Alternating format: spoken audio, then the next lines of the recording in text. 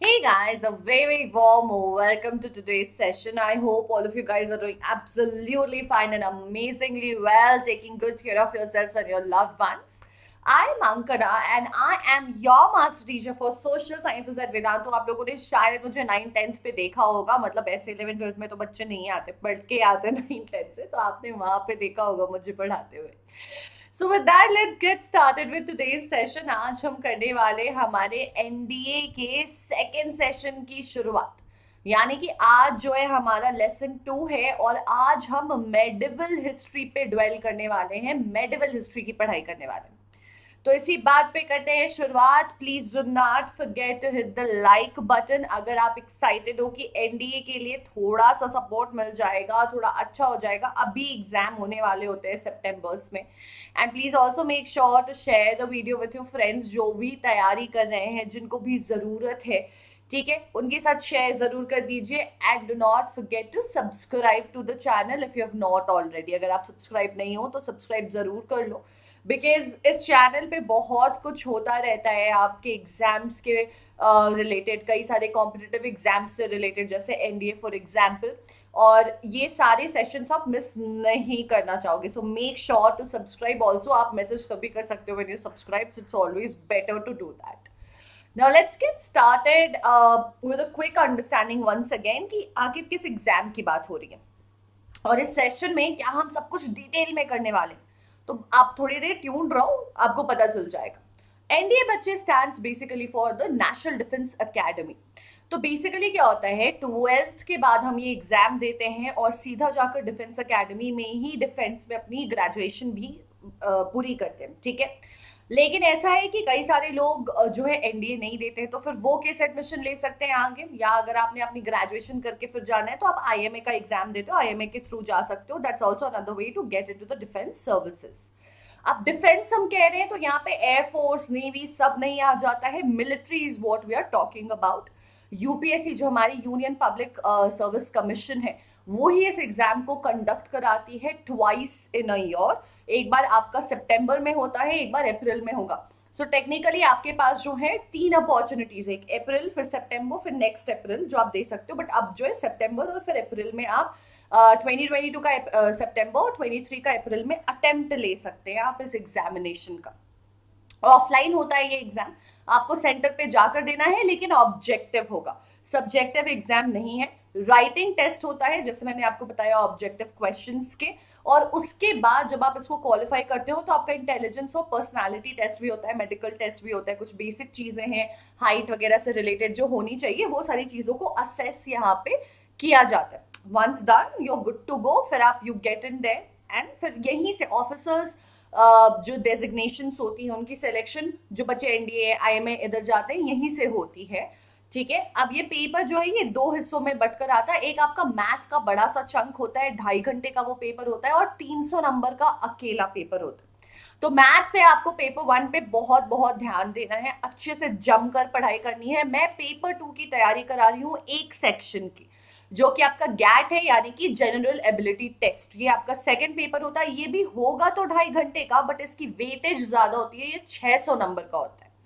Total exam कितने का हो गया उसकी वजह से 900 का. और इसमें टाइम भी आपको 2.5 घंटे मिलेंगे. देखो मैथ को सॉल्व वॉल्व करने में ज्यादा वक्त लगता है, ठीक है, तो इसीलिए कम नंबर का पेपर जो है वो आपको ज्यादा टाइम दे करके दिया गया है. यहाँ पे इट्स मोर ऑब्जेक्टिव, यानी कि जैसे अब आप ये कह रहे हो कि 600 नंबर में क्या क्या आएगा, तो आपका science, English, social, GK, current affairs, ये सब कुछ जो है ये 600 नंबर में कंबाइंड है.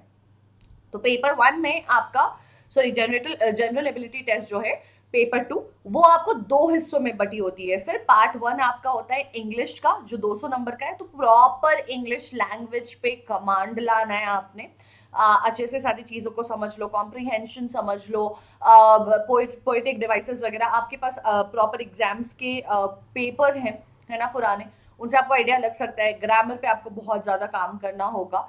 फिर आता है आपका पार्ट बी, जो जनरल नॉलेज है. ये आपका 400 नंबर का पेपर है. अब ये जनरल नॉलेज आपको सिर्फ और सिर्फ करंट अफेयर्स से नहीं समझना है. जनरल नॉलेज मतलब प्रीटी मच एवरीथिंग, साइंस और सोशल साइंस दोनों मिला करके. तो आपका बच्चे ये हिस्ट्री, पॉलिटिकल साइंस 80 मार्क्स का कंप्राइज करेगा, geography alone for 80, chemistry, bio आपका फिर यहाँ पे आ जाता है, एंड फिजिक्स ऑल्सो। फिजिक्स का वेटेज ज्यादा है 100 मार्क्स के साथ, केमिस्ट्री 60 का, बायो 40 का, तो ये दोनों मिला के फिर 100। फिर आपका करंट अफेयर्स और स्टैटिक जीके है, ये 40 नंबर के और ऐड हो जाते हैं। अब हम क्या करने वाले हैं, तो ये हिस्ट्री का पार्ट 2 है। जैसे मैंने आपको बताया, हम इसमें मिडीवल आज जो है करेंगे। हमने एंशिएंट हिस्ट्री का एक सेशन किया हुआ है।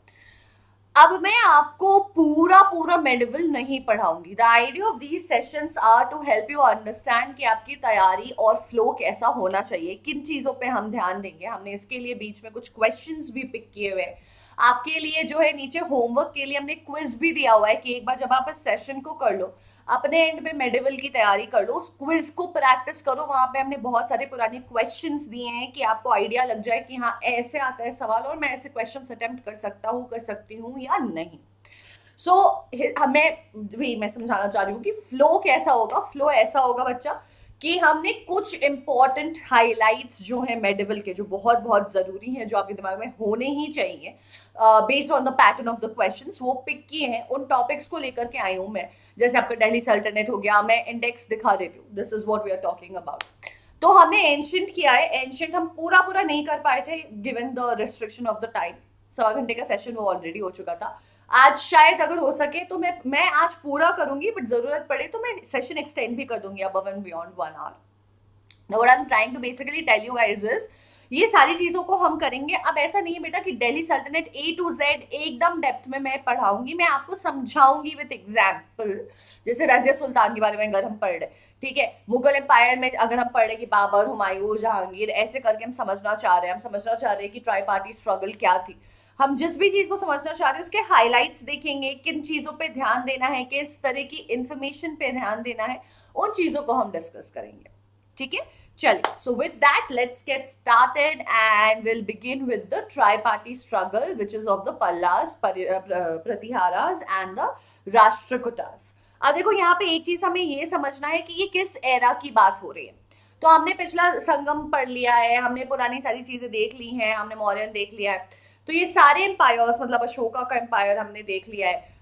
ये सब कुछ समझने के बाद एंशिएंट हिस्ट्री जब खत्म होती है, मेडिवल शुरू होता है। इस बीच में ये बीच ट्रांजिशनिंग पीरियड में एक पीरियड आता है जब छोटे छोटे बहुत सारे डायनेस्टीज थे, बहुत सारे थे। ठीक है, वर्धनास थे, आपका पल्लास, प्रतिहारास, राष्ट्रकूटास। ये कोई बहुत बड़ी dynasty over a very very big period of time तक रूल कर रही हो और एक बड़े एरिया को संभाल रही हो, ऐसा नहीं था। छोटे छोटे डायनेस्टीज थे, आपस में लड़ बढ़ रहे थे, चीजों को वापस एनेक्स करने की कोशिश कर रहे थे, कंट्रोल लेने की कोशिश कर रहे थे। उसी में ये ट्राईपार्टीट स्ट्रगल शुरू होता है। अब ये स्ट्रगल है किस चीज के बारे में? ये स्ट्रगल है बेसिकली कन्नौज के ऊपर। ठीक है, कन्नौज के कंट्रोल के ऊपर। That's where and what this struggle basically is about. अब कन्नौज के ऊपर ही क्यों पड़े हैं लोग? कन्नौज में ऐसा क्या रखा है कि तीन तीन डायनेस्टीज उसके ऊपर लड़ रही हैं? तो कन्नौज दो चीजों के लिए बहुत इंपॉर्टेंट हो जाता है। एक, आपका इसकी लोकेशन की वजह से ये बहुत अच्छा एग्रीकल्चरल लैंड था। ठीक है, तो प्रॉस्पेरिटी वहां से आती है, एग्रीकल्चर, लोगों के लिए खाना वहां से आता है, लोगों को चाहिए होता है। उसके ऊपर जो है कन्नौज जो है ये सोवरेनिटी के लिए अपनी बहुत ज्यादा जाना जाता था। मतलब उसका सिंबल था ये, was a symbol of sovereignty. Sovereignty क्या हो जाती है कि भाई मेरी पावर मेरी है, मैं जो करना चाहूँ ये मेरे स्टेट का अफेयर है, बाहर से कोई भी नहीं कुछ दखल अंदाजी करेगा। अब देखो हम बात करें 9th सेंचुरी AD की, है ना। अब नेचुरली इस वक्त people are in a different mind. Sovereignty, ये सारी चीजें बहुत ज्यादा अभी तक थी नहीं, क्योंकि कोई ना कोई किसी ना किसी डायनेस्टी में इंटरफेयर कर दे रहा है, कंट्रोल ले रहा है। तो ऐसे करके वॉर्स चल रहे हैं। ठीक है, ऐसे करके वॉर्स चल रहे हैं। इसको द कन्नौज ट्रायंगुलर वॉर की तरह भी, ट्रायंगल स्ट्रगल की तरह भी जाना जाता है, क्योंकि तीन आपका पल्लास, प्रतिहारास और राष्ट्रकूटास में हो रही है ये। प्रतिहारास इसको फाइनली जीत जाते हैं। तो अब थोड़ा थोड़ा समझते हैं इसके बारे में। तो ये स्ट्रगल कॉमन थी जो अलग अलग चल रही थी कन्नौज के ऊपर कंट्रोल करने के लिए अपर गैंजेटिक प्लेन्स में। तो हमने पहले पढ़ा हुआ है नॉर्दर्न प्लेन्स जो है वो कितना फर्टाइल है तो ये एरिया हमेशा से ही बच्चे ज्यादा पॉपुलेटेड रहा है, ज्यादा इन डिमांड रहा है। आप देखोगे कि मुगल डायनेस्टी भी इस पोर्शन को जरूर कवर करती है। ये आपके लिए बहुत अच्छा, आपके किंगडम के लिए हमेशा रहता है। बट कन्नौज यहाँ पे ज्यादा सोवरेनिटी से एसोसिएटेड है, it's not just about the agriculture. तो आप समझते हैं कि ये पल्लास, प्रतिहारास और राष्ट्रकूटास थे कौन। पल्लास की अगर बात की जाए तो ये ईस्टर्न इंडिया में डोमिनेट कर रहे थे। गोपाला नाम के राजा ने पल्लास डायनेस्टी को एस्टैब्लिश किया था 750 एडी में। ठीक है, उसके बाद उनके सक्सेसर जो आते हैं धर्मपल्ला, वो ले लेते हैं कंट्रोल। हालांकि जैसा मैंने आपको बताया, इस लड़ाई में, इस वॉर में, डायनेस्टिक रूल की कंट्रोल में प्रतिहारास और राष्ट्रकूटास उनको पीछे छोड़ जाते हैं। अल्टीमेटली प्रतिहारास सबको पीछे छोड़ जाएंगे वैसे तो, लेकिन they were defeated by the Pratiharas and the Rashtrakutas in the north. तो ये इनकी हार का यहाँ पे आप समझ लो डिटर्मिनेशन हो जाता है। अब ये जो है बुद्धिज्म में बिलीव करने वाले लोग थे, उसके ही पेट्रन्स थे, उसको ही आगे ले जा रहे थे। धर्मपाला जो है उन्होंने रिवाइव किया था नालंदा यूनिवर्सिटी को bye setting aside 200 villages for its expenses. तो नालंदा यूनिवर्सिटी, बेटा देखो बुद्धिज्म के टाइम पे मगध यूनिवर्सिटी, नालंदा यूनिवर्सिटी, ये मतलब ऐसे नहीं, इन जनरल ये पुरानी वो यूनिवर्सिटीज है जो पूरे वर्ल्ड लेवल पे मैचअप करती थी। आज भी Magadh university, Nalanda university exist करती है, ये डिस्ट्रिक्ट्स बन गए हैं अब वैसे तो, लेकिन इन्होंने इस यूनिवर्सिटी को रिवाइव किया था। यानी कि अपनी चार्म धीरे धीरे खो रही थी, अपनी वर्च्यू धीरे धीरे खो रही थी, इन्होंने इसको वापस लाया 200 विलेजेस के एक्सपेंस को साइड लाइन करके। इन्होंने विक्रमशिला यूनिवर्सिटी को भी फिर जो है बिल्ड किया, एंड उसके अलावा कई सारे विहारास बनाए इन्होंने बुद्धिस्ट मंक्स के लिए, क्योंकि they were the patrons of Buddhism. इसके अलावा अगर बाकी वर्किंग आप समझना चाहते हो इकोनॉमी कैसे फंक्शन करता था, तो they had trade contacts and cultural links with South East Asia. Shailendra dynasty sent many ambassadors and asked permission to build a monastery near Nalanda. तो हमें साफ साफ दिख रहा है कि रिलीजन की डोमिनेंस इस वक्त कितनी ज्यादा थी। कोई भी राजा हो, कोई भी किसी भी डायनेस्टी की बात कर लो, लोग रिलीजियस बिल्डिंग पे, ठीक है, या रिलीजियस डेवलपमेंट पे बहुत ज्यादा फोकस करते थे। और यही हमें समझ में आ रहा है कि more than trading, one more reason why the Palas were associated with South East Asia is definitely Buddhism which becomes the religion. फिर आते हैं प्रतिहारास। तो अभी बेटा हमने देखा कि ये लोग ईस्टर्न इंडिया के हिस्से में कवर कर रहे थे, ईस्टर्न इंडिया की तरफ इनका कंट्रोल था। तो वेस्ट में कौन से लोग थे? प्रतिहारास थे। तो ये सिर्फ और सिर्फ वेस्टर्न पोर्शन में नहीं थे, अपर गैंजेटिक वैली में भी थे, यानी कि ऊपर गंगा के ऊपर वाला जो हिस्सा है आपका, तो वेस्ट से लेकर के थोड़ा गंगा के ऊपर तक जाता है ये। इसके एक्चुअल जो फाउंडर और मेजर रूलर थे वो थे राजा भोजा, जिन्हें आदिवारहा का टाइटल दिया गया था। इसके अलावा अल मसूदी जो एक बगदाद के ट्रैवलर थे, वो इंडिया को उस वक्त विजिट करते हैं प्रतिहारास के टाइम पे। उनके टेक्स्ट पाए जाते हैं 1915 से 1916 एडी के अराउंड, सॉरी 915 से 916 एडी के अराउंड। 19 बोलने की आदत है गिवन कि हम मॉडर्न वर्ल्ड में रहते हैं। फिर आते हैं तो मतलब हमें दिख रहा है कि कितने सारे लोग थे, इनकी जो किंगडम थी, इनका जो कोर्ट था was open to so many people, so many different kinds of people. Rajashekhara जो कि एक संस्कृत पोएट थे, ड्रामेटिस्ट थे, वो भी इनके कोर्ट में, महिपाला के कोर्ट में रहा करते थे। Now the attacks of the Rashtrakutas ruler, ठीक है, Indira the third and Krishna the third led to a faster dissolution of the empire. क्योंकि देखो बच्चे, वॉर जो है, देखो प्रतिहारास जीत गए नहीं जीते वो अलग बात है, ठीक है। मेजर रीजन क्या होता है? वॉर कभी भी डेवस्टेशन लाता है, वॉर कभी भी प्रॉस्पेरिटी नहीं लाता है। किसी एक किंगडम के पास कितने भी पैसे हो, अगर वो वॉर में इंडल्ज कर जाती है तो उसकी प्रॉस्पेरिटी डिक्लाइन करेगी ही करेगी। और यहाँ तो वॉर पे वॉर हो रहे हैं, बहुत सारा आप कह सकते हो कि भराने की कोशिश की जा रही है। अब आते हैं राष्ट्रकूटास, ये साउथ के हिस्से में थे ज्यादा, जैसे डेक्कन वाला पोर्शन, मतलब वेस्टर्न से स्ट्रेच जो पेनिनसुलर पोर्शन है हमारा, डेक्कन वाला पोर्शन, और वहां से लेकर के ये नॉर्थ के और साउथ के सेंट्रल पार्ट में थे। तो आप ऐसा समझ सकते हो कि जैसे वेस्ट में, यहाँ पे वेस्ट से इधर थोड़ा सा नॉर्थ का हिस्सा लेते हुए हमारे थे प्रतिहारास, पल्लास थे यहाँ पे ईस्ट में, और ये बीच में आ जाते हैं हमारे राष्ट्रकूटास। ठीक है, ये किंगडम जो है वो दांडी दुर्गा के द्वारा फाउंडेड थी विद द कैपिटल ऑफ मलखेम। तो ये कहानी है राष्ट्रकूटास की।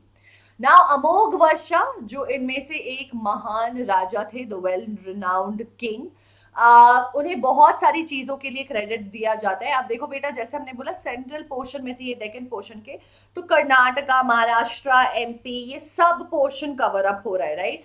तो कर्नाटका था तो लोकल लैंग्वेजेस, वर्नाक्युलर लैंग्वेजेस तब भी एग्जिस्ट किया करती थी, तो ये बहुत ज्यादा जाने जाते हैं अपनी राइटिंग के लिए। पहली किताब जो थी इनकी पोम्स में, कन्नड़ लैंग्वेज में, तो कन्नड़ में लिखी थी इन्होंने ये सारी कविताएं। इसके अलावा इन्होंने दूसरा कैपिटल सिटी जो मानखेता है वो भी बिल्ड किया था। अब यह इंफॉर्मेशन क्या क्या इंपॉर्टेंट हो जाती है। तो अमोघ वर्षा की building of the capital, writing of the poems, books of poem of in Kannada, ठीक है। तो ये सारी चीजें इंपॉर्टेंट हो जाती हैं। अब देखो ये कांस्टेंट जो है इनका जो है असल चला ही जा रहा था। तो they were in constant contest with Pallavas, Cholas, Chalukyas in the south. मैंने बोला ना बहुत सारे छोटे छोटे डायनेस्टीज का पीरियड था ये। तो चोलास थे, पांड्यास थे, चालुक्यास थे, ठीक है, उसके बाद आपके राष्ट्रकूटास थे, ऐसे करके बहुत सारे लोग थे। Krishna the first had build the rock cut temple of Shiva at Ellora.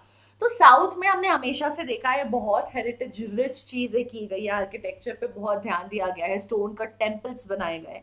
तो कृष्णा वन जो थे राष्ट्रकूटास के, उन्होंने इस पे बहुत ध्यान दिया था। चोलास, ठीक है, चालुक्यास, पांड्यास, ये सारे लोग भी जो है ना, आप देखोगे बहुत सारे टेम्पल्स इन्होंने बिल्ड करे हैं, आप इन पे जरूर ध्यान देना। इसके अलावा जो रिलीजियस पॉलिसी थी बहुत बहुत टॉलरेंट थी। इनका कुछ ऐसा नहीं था कि नहीं ये वाले रिलीजन पे हमें ध्यान देना है, हमें सिर्फ बुद्धिज्म को ग्रो करना है, हिंदुइज्म को डोमिनेट करना है या ये करना है। They had a very very open place, sovereign और सेक्युलर भी थे ये लोग कह सकते हैं।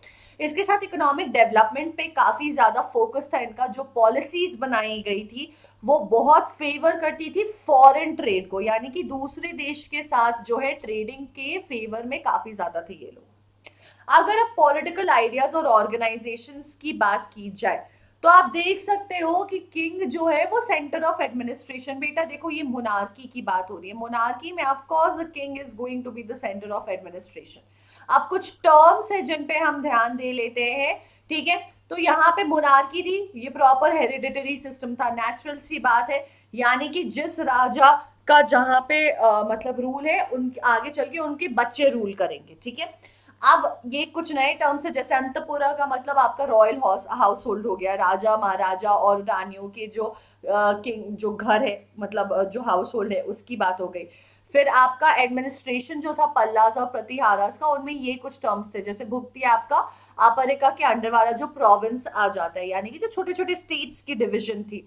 मंडाला या विशाया आपका डिस्ट्रिक्ट था विश्वपति के अंडर, ठीक है। पटाला यानी कि जैसे जो स्मॉलर यूनिट्स हुआ करते थे जगह की, उसको बोल देते, ग्रुप्स ऑफ विलेजेस को समंताज या भोगपति बोला करते थे। राष्ट्रकूटास के अंदर राष्ट्र तो आज भी हम प्रोविंस पूरे राष्ट्रपति के अंदर, यानी कि जो हेड ऑफ द स्टेट हो गया उनके अंडर जो पूरी जगह आती है, तो नेशन जो हो गया बेसिकली आपकी जो पूरी की पूरी किंगडम हो गई। विषया का मतलब हो जाता था डिस्ट्रिक्ट, भुक्ति का मतलब होता था डिस्ट्रिक्ट के अंदर जो स्मॉलर यूनिट्स होते हैं, ठीक है। जैसे फिर ग्राम महाजना, यानी कि ग्राम तो बेटा गांव होता है, महाजना मीन्स एल्डर, द हेड, तो विलेज के जो एल्डर हो गए। कोतवाल आप देखते हो आज भी होता है, ठीक है। कोतवाली करने वाले लोग रिस्पॉन्सिबल जो होते हैं लॉ और ऑर्डर के लिए, तो आज भी कॉन्स्टेबल्स वगैरह को कई बार कोतवाल के नाम से रेफर करते हैं हम। उसके बाद आपका जैसे नद गवुंदास हो गया या फिर देसा ग्रामकुटास हो गया, इसका मतलब होता है हेरिडेटरी रेवेन्यू ऑफिसर्स, यानी कि सिर्फ राजा ही नहीं, कुछ रेवेन्यू टैक्स कलेक्ट करने वाले ऑफिसर्स भी थे, वो भी हेरिडेटरी सिस्टम पे चलता था। मेरे पापा थे तो मैं हूं, फिर मेरे बच्चे होंगे, तो जनरेशन बाय जनरेशन, बिल्कुल जैसे राजा की कहानी होती है वैसे। तो ये कुछ स्मॉलर किंगडम्स हैं जिनके बारे में हमने पढ़ा, हमने समझा कि कनौज के ऊपर इनकी जो है लड़ाई चल रही थी because of its symbol of sovereignty and of course the agricultural benefits that was there in that area, वो सेंटर था तो उसको लोग कैप्चर करना चाहते थे।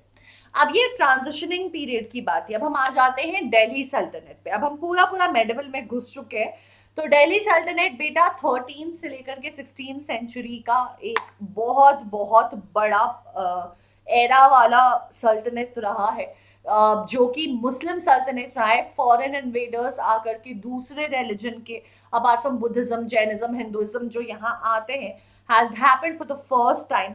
और इन्होंने ये स्टार्ट बेसिकली हुआ था विद द कैंपेन्स ऑफ मुअज्जिद अल दिन मोहम्मद बिन सम, ठीक है, घूर्स मोहब्बत या फिर घूर्स ब्रदर सुल्तान गयास अल दिन। और वो आए थे अपने लेफ्टिनेंट के साथ, कुतुबुद्दीन ऐबक। कुतुबुद्दीन ऐबक का नाम हम सब ने सुना हुआ है। ये मेजरली कब हुआ, तो हम कह रहे हैं 13 सेंचुरी से 16 सेंचुरी में आए थे, तो लगभग उसी वक्त हुआ होगा। तो 1175 में आए ये, और 1206 तक। फिर इसी वक्त जो बात है, Prithviraj Chauhan was ruling Indian land till the end of the 12th century. तो अभी महमूद ऑफ गजनी भी है। तो पृथ्वीराज चौहान को किसने हराया था? महमूद ऑफ गजनी थे, ठीक है। अभी पृथ्वीराज चौहान मूवी भी आई है, आपने देखा होगा, नहीं देखा है तो देख लो, बोरिंग लगे तो भी you will understand a lot of things about the kingdom. अब ये बहुत इंपॉर्टेंट बैटल जो है वो उस वक्त हुआ था, जो था आपका पहला बैटल ऑफ टरेन, एंड दूसरा again second battle of Tarain 1191 and 1192 में, जो कि sorry Mohammad Ghori, I Mahmud of Ghazni by mistake मैंने बोल दिया था, मोहम्मद गोरी के अगेंस्ट, ठीक है गाइस। पृथ्वीराज चौहान मोहम्मद गोरी के अगेंस्ट हुआ था। कहानी पढ़ी हुई है हमने, है ना। Prithviraj Chauhan was a really really inspirational king. In fact so and so की उनकी जो आर्चरी थी वो बहुत प्रिसाइज थी, ठीक है। ऐसा स्टोरी भी है कि मोहम्मद गोरी को उन्होंने कैसे मारा, तो उनको कैप्चर कर लिया था मोहम्मद गोरी ने, and he was in fact in jail, he was detained by Mohammad Ghori. बहुत लंबे समय तक खाना पीना छोड़कर काफी बुरी हालत में रहे, उनकी आंखों की रोशनी ऑलमोस्ट जा चुकी थी, but his sense of archery was so strong कि वो साउंड सुन करके भी तीर बिल्कुल निशाने पे मारते थे। तो ऐसा कहा जाता है कि उन्होंने एक रिक्वेस्ट किया कि मुझे फांसी लगाने के पहले कोर्ट में एक बार तीर चलाना है, मेरी आंखों की रोशनी जा चुकी है, बट मैं आवाज पे करूँ। And that's where Mohammad Ghori was also very intrigued. उन्होंने कहा कि ठीक है, करवाते हैं कोर्ट में फांसी लगने के पहले, और वो सब कुछ हुआ, सेटअप वगैरह। And the moment Mohammad Ghori gave the order कि शूट, ठीक है, तो वो आवाज जो दूसरी होनी थी उससे उन्हें कोई फर्क नहीं पड़ा, वो शूट की आवाज सुनकर के उन्होंने मोहम्मद गोरी पे तीर चला दिया। तो Mohammad Ghori established himself as the sultan and later had appointed Qutubuddin Aibak, ठीक है। तो उस वक्त फिर वो कुतुबुद्दीन ऐबक को एस्टैब्लिश करते हैं। और अगर टाइमलाइन की बात करें तो आगे देखते हैं कैसे डायनेस्टीज ऑफ दिल्ली सल्तनत जो है वो बढ़ी।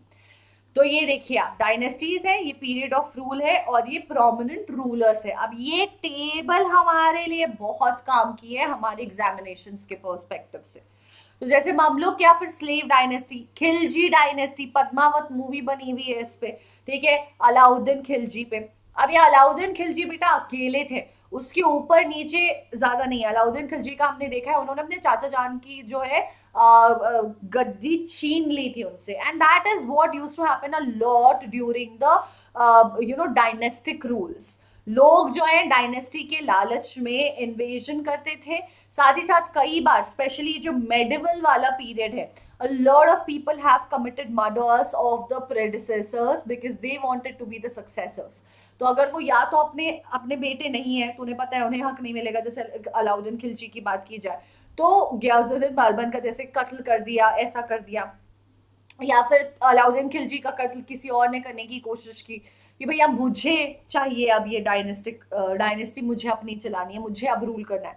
And may sometimes they were also their own children कि मुझे जल्दी चाहिए, मुझे जल्दी गद्दी पे बैठना है, बट कई बार नहीं होते थे। दूसरे लोग जो है अपने ही रिश्तेदारों का मर्डर करके they used to take over. तो ममलुक या स्लेव डायनेस्टी की बात की जाए तो कुतुबुद्दीन ऐबक जो है गौरी जी के बाद आ जाते हैं। फिर इत्तुमिश, आपने सुना हुआ होगा, Iltutmish followed by Razia Sultan and then Ghiyasuddin Balban. उसके बाद 1290 से 1320 तक रहते हैं अलाउद्दीन खिलजी। अब हमें इस वक्त पता है कि जो राठौर थे वो चित्तौड़ वाले जगह पे थे, movie credit given to that. Tughlaq dynasty फिर आ जाती है खिलजी के बाद। अब यहाँ पे मोहम्मद बिन तुगलक काफी फेमस रहे हैं अपनी रिफॉर्मेशंस की वजह से। उसके बारे में हम डेप्थ में थोड़ा और समझेंगे। फिरोज शाह तुगलक भी थे यहाँ पे, लेकिन आपने समझना ये है कि मोहम्मद बिन तुगलक की जितनी भी रिफॉर्म्स थी वो सब की सब उल्टी पड़ी थी, और इसीलिए उनको थोड़ा उल्टा राजा भी माना जाता था। फिर आती है Sayyid dynasty and then Lodi dynasty. अब जैसे इब्राहिम लोधी की डायनेस्टी आती है, ये वाली पीरियड काफी इंटरेस्टिंग है, आपने क्लास 6-7 में पढ़ा हुआ है, 7 में स्पेसिफिकली। और हम देखते हैं कि कैसे किसी ने किसी को इनवाइट किया, किसी ने किसी को इनवाइट किया। जैसे कि इब्राहिम लोधी की बात की जा रही है, तो वहां पे हटाने के लिए बाबर को एक्चुअली इनवाइट किया गया था। बाबर ने इन्वेट करने की कोशिश पहले भी की थी, मुगल एम्पायर शुरू होगा इसके बाद, तो बाबर ने इन्वेजन करने की कोशिश पहले भी की थी, लेकिन वो हार गए थे। यहाँ पे क्योंकि लोगों को हटाना था इब्राहिम लोधी को प्रॉपरली, तो स्पेशली फिर वहां पे इनविटेशन दिया गया था अपने ही भतीजे के द्वारा। तो मामलों क्या स्लेव डायनेस्टी की बात करें तो ये सारे लोग थे। फिर तुगलक डायनेस्टी हमने देख लिया, खिलजी डायनेस्टी में सिर्फ अलाउद्दीन खिलजी हैं। फिर 1321 से 1413 तक तो Muhammad bin Tughlaq, and then we have Firoz Shah Tughlaq. फिर आती है सैयद डायनेस्टी 1414 से 1450, जिसमें खिज्र खान रहे हैं। And then finally the Lodi dynasty 1415 से 1526 तक। Ibrahim Lodi is the prominent leader, और भी थे लोग। अब ये देखिए, ये आपका टाइमलाइन है। अब इसको थोड़ा डेप्थ में हर एक लोगों की बात की जाए तो स्लेव डायनेस्टी से शुरू करते हैं। तो कुतुबुद्दीन ऐबक की हुई थी शुरुआत यहाँ से। ये मोहम्मद गोरी के अब बहुत ज्यादा ट्रस्टेड स्लेव थे, इसीलिए स्लेव डायनेस्टी। तो क्या हुआ, he died in 1210 while playing the chaugan. Polo खेलते वक्त इनकी मौत हो गई, and he was granted the title of Lakh Bakhsh. इन्होंने कंस्ट्रक्ट किया था कुव्वत उल इस्लाम मॉस्क दिल्ली में, और साथ ही साथ 2.5 Din ka झोपड़ा, sorry 2.5 Din ka Jhonpra at Ajmer. He also started the construction of Qutub Minar in the honor of Sufi saint Khwaja Qutubuddin Bakhtiyar Kaki। तो ये देखो, ये पॉइंट हमारा फिर बहुत इंपॉर्टेंट हो जाता है। कुतुबुद्दीन ऐबक को हम इसीलिए वहां से भी जानते हैं, और इल्तुतमिश जो आते हैं वो आकर के इस कंस्ट्रक्शन को पूरा करते हैं। तो कुतुबुद्दीन ऐबक ने शुरुआत की थी कुतुब मीनार की, किसी एक इंसान को पूरा हम नहीं दे सकते। आइडिया उनका था, शुरुआत उन्होंने की थी, फिनिश इल्तुतमिश ने किया था, and he is the real consolidator of the Turkish conquests. तो ये जो कॉन्क्वेस्ट चल रहे थे, इसको प्रॉपरली कंसोलिडेट करना, एक प्रॉपर क्लाइमैक्स तक लाने का काम इल्तुतमिश ने किया था। इन्होंने बचाया था पूरी सल्तनत को from the invasion of Mongol Chengiz Khan. तो चेंगिस खान के इन्वेजन से, जो मंगोलिक हमारे इन्वेडर थे चेंगिस खान, उससे इल्तुतमिश ने रोक लगाई थी अपने स्ट्रॉन्ग डिफेंस के साथ। इसी के साथ इन्होंने टाका और जितल नाम के करेंसी सिस्टम को भी इंट्रोड्यूस किया था। तो आप देख सकते हो, हमने बार्टर सिस्टम पिछला पढ़ा था कि बार्टर सिस्टम चलता था, करेंसी सिस्टम धीरे धीरे आ गई थी। इन्होंने प्रॉपर एक नया सिस्टम टाका और जितल का इंट्रोडक्शन किया था। इसी के साथ इक्ता सिस्टम भी ऑर्गेनाइज किया गया था, जहां पे क्या होता था, जमीन जो है सोल्जर्स और नोबिलिटी को ग्रांड की जाती थी as a gesture of gratitude for their services, कि भैया आपने हमारे लिए काम किया है, आप नोबल्स हो, आप देश संभाल रहे हो, आप मिनिस्ट्री देख रहे हो, आप थोड़ा ट्रेडिंग देख रहे हो, आप सोल्जर हो, आप यहाँ प्रोटेक्शन कर रहे हो, वॉर्स में जा रहे हो, ये सारी चीजें कर रहे हो। तो इक्ता सिस्टम इन्होंने इसलिए इंट्रोड्यूस किया था कि हम आपको आपके as a token of gratitude हम ये देंगे। इसी के साथ चालगानी सिस्टम भी इन्होंने सेटअप किया था। काफी सारे सिस्टम्स आ रहे हैं, पर ये सारे सिस्टम्स याद रखना भी जरूरी है। जहाँ पे नोबिलिटी ऑफ 40 मेंबर्स का एक ग्रुप बना था, ठीक है। जैसे मैंने आपको बताया, कुतुब मीनार का construction was finished by Iltutmish, which was started actually by Qutubuddin Aibak. फिर आती है Razia Sultana. She is very very important, lone female successor at that point, and इसके अलावा और कोई भी नहीं है, तो इसलिए ये बहुत जरूरी हो जाती है। The first and the only Muslim lady जिन्होंने इंडिया पे राज किया है, इसलिए मैं कह रही हूँ कि रजिया सुल्ताना काफी इंपॉर्टेंट है।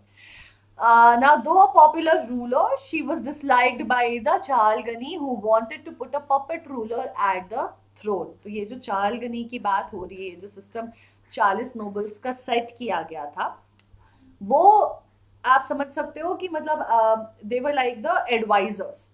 तो रूलर को डायरेक्टली उनके साथ काम करना है, तो उनको रजिया सुल्ताना नहीं पसंद थी, क्योंकि Razia Sultana was very determined, very strong leader, and hence the only lady leader who was there, ruler not leader exactly. लेकिन वो जो 40 मेंबर्स थे नोबिलिटी को, उनको पसंद नहीं आ रही थी, उनको चाहिए था कि कोई चला जाए, कोई बदल जाए, ठीक है, मतलब हमें कोई और चाहिए। Finally she was defeated and killed by the bandits in a fight, जो लोग फिर आते हैं, अटैक करते हैं।